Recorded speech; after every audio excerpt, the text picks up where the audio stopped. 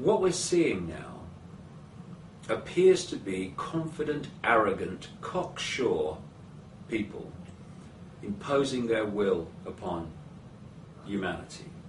What we're actually seeing is panic-stricken, frightened little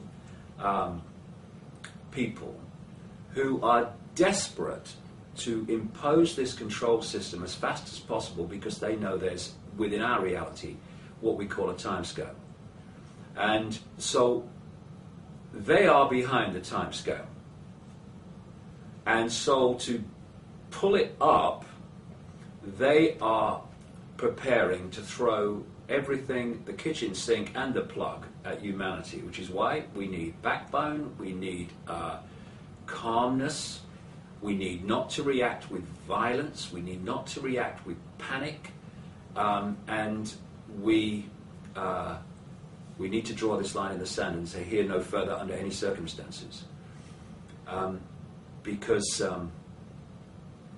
first of all, they're going to throw the swine flu vaccination at us, and because of its effect on the immune system and through nanotechnology, microchips, perception and many other things, and also spreading the virus so that they can then say we need more vaccination to spread stop the virus which we're spreading in the vaccination. I mean, you couldn't make it up.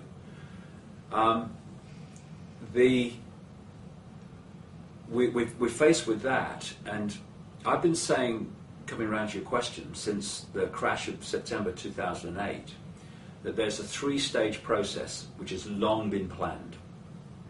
One, crash the economy. Show people there's a problem.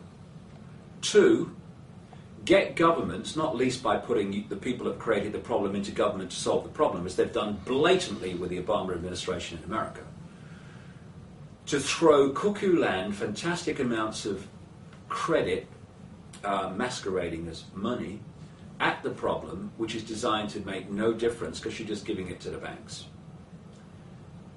When it is perceived that the barrels of government financial reaction and response are empty, then you crash the economy again on an unprecedented scale. At which point, governments will no longer have the ability to respond in any way, even in an effective way, like throwing credit at the banks. And then the idea is the banking cartel, which has manufactured the problem, then offers the solution. And the solution will be a complete restructuring of global finance, with a world central bank that would dictate to the financial institutions of every country. What they really want, not necessarily they'll get it immediately, but where they're heading is a single electronic currency and no cash and no separate currencies, controlled by the world central bank, i.e. them. And as people respond, react in fear and in anger at what is happening, you use that as an excuse to fill the streets with the military to impose martial law and fascist tyranny, with the excuses we have to stop the rioting. I'll tell you an interesting story. And this will be happening all over the world, but it's very appropriate to what I'm talking about.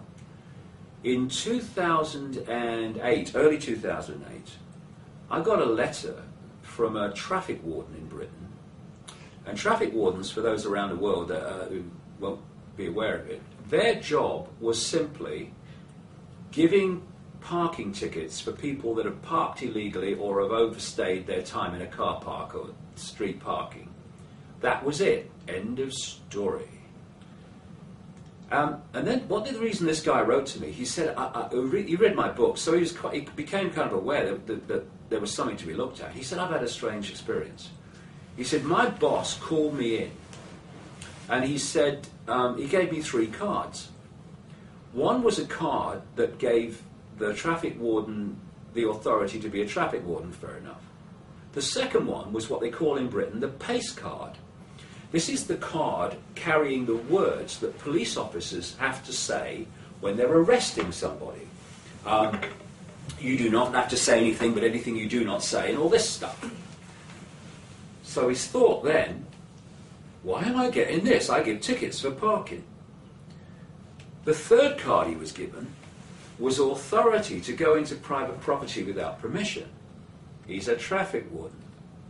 So he says to his boss, what's all this about? And he said, I don't know, I've been told to give them to people, take them home, leave them until further notice. A few days later, he's with a group of traffic wardens outside a police station in his county, and an old police friend of his walked out of the police station and chatted away, made conversation with these traffic wardens, and then called his friend across, the traffic warden who wrote to me, and said, I'm going to tell you something. And he said 4 or 5 times, but you mustn't tell anybody. He said, I've got a job in this county, and there's someone like me in every other county of Britain. And our job is to prepare for a coming war. Now, through compartmentalization, they're not going to tell these people who they've got organizing what this guy, police officer, was talking about. They're going to say, it's a war, but yeah, but it's swine flu vaccination and it's an economic. They're not going to say all that. Danger of it getting out. These are just pawns. It's a war. And so what the police officer said to his friend, this traffic warden, was that what they were preparing for was when this war came, they were expecting mass civil unrest in the streets. Now that could be about swine flu, mandatory vaccination, it could be about economic collapse and everything, or a combination of it as well. And he said, the reason you've been given these cards is because we and the military, police and the military, are going to be focused on reacting to this mass public rebellion, and you, traffic wardens, CCTV operators, private security guards and firms, etc., are going to be brought forward to do the jobs that we're currently doing.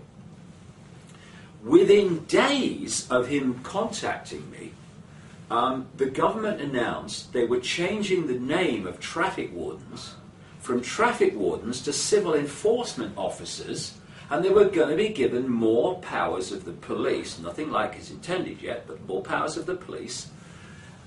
They've now introduced, about 4 months after he contacted me, this was about August time, was it, something like that, in 2008, the British government announced they were going to introduce a new kind of person called an accredited person. These were private security guards, CCTV operators, and other people in other uniformed professions who were going to be given the powers of police to stop people and all the rest of it, which is, again, nothing like it's intended, but it's the start. It will be the same in every country are preparing for this coming war. In other words, to meet this resistance. So in America, you've got the Northcom operation and FEMA, the Federal Emergency Management Agency, etc., that is working with Northcom, sitting there waiting to do the same in America and put the military on the streets to meet the resistance and the rebellion of the people when they start to realize what the game is.